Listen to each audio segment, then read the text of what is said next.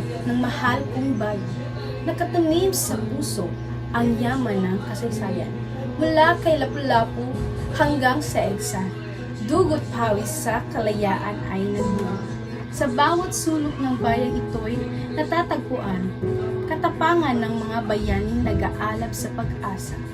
Sa kulay ng araw at tala sa tawat, nagliliyab na damdamin, sa hirap ay di lumilisan. Ako'y kabataan na nagkabagong panahon, taglay ang dangal ng mga ninurot angkat. Sa pag-ikot ng mundo, sa bawat hamon, kakayanin para sa bayang mahal at kinabukasan. Sa musmos ng tinig, sigaw ang pag-ibig.